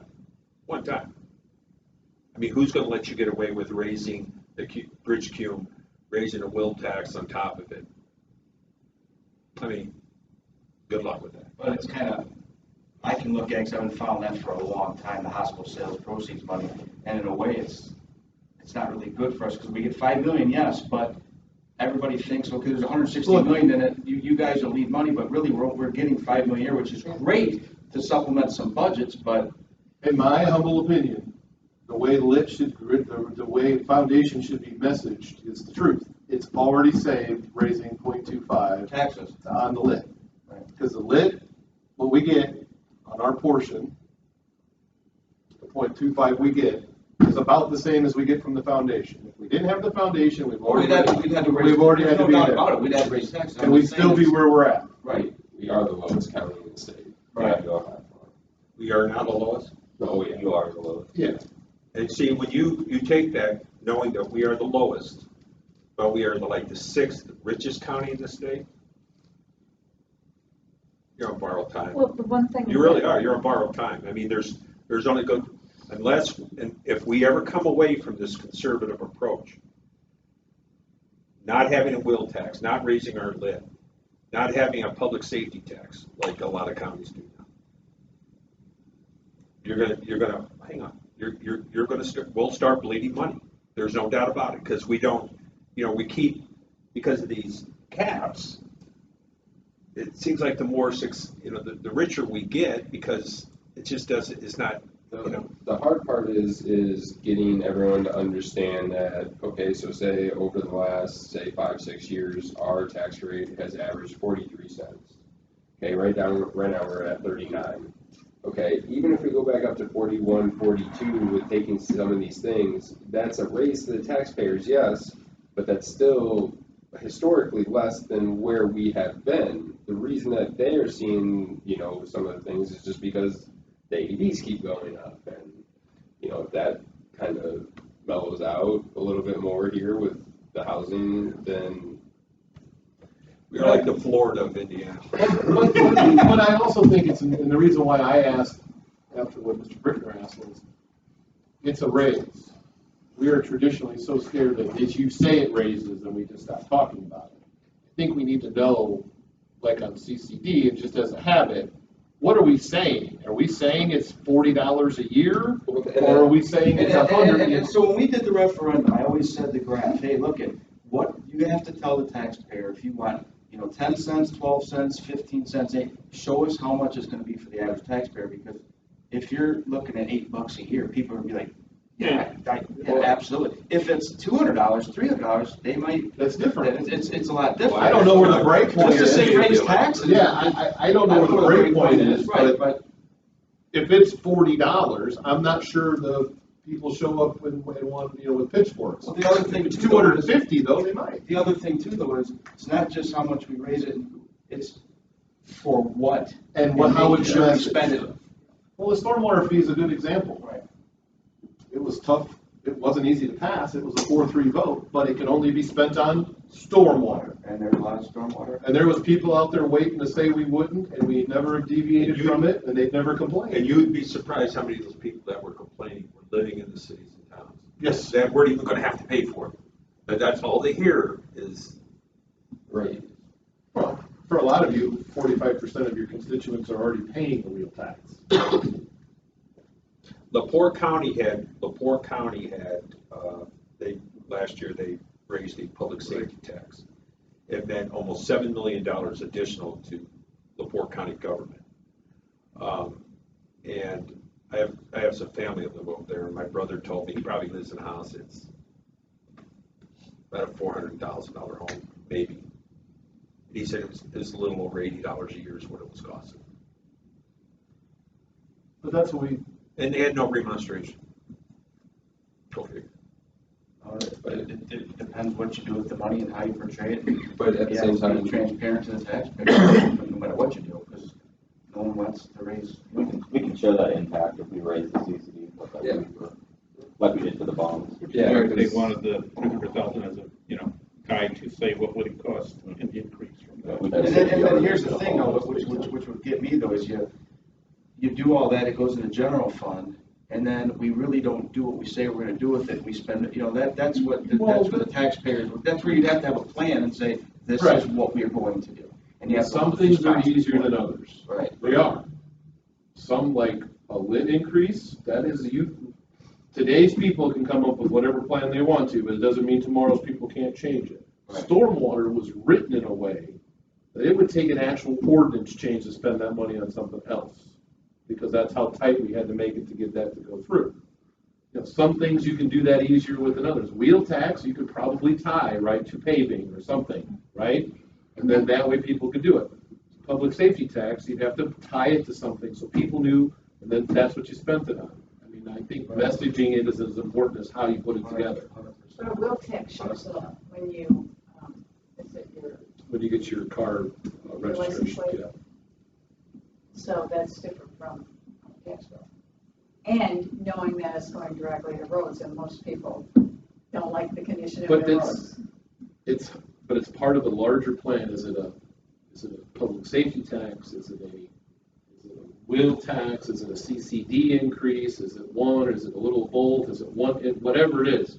I will say I totally agree with what Commissioner Biggs said on this. Whatever it is, this group of people finds the will to raise something for a very specific purpose, like paving or something, it's a one-time thing.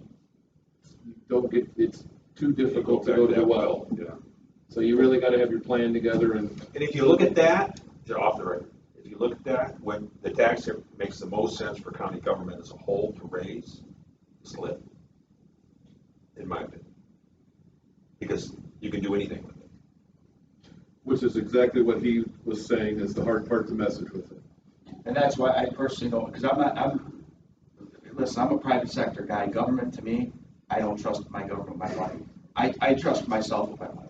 So if you tell me you're gonna raise my taxes, it should be a specific purpose, and I'm all for it. You wanna send on the schools, 18 cents for referendum, you show me what you wanna do in the plan, I'm all in, but, to just But that's. give it to them and let that's you guys the- decide. And I don't and that's the back and forth. That's because where I it's- have the problem. Yeah, I mean, there isn't a right I answer. agree with you, Red.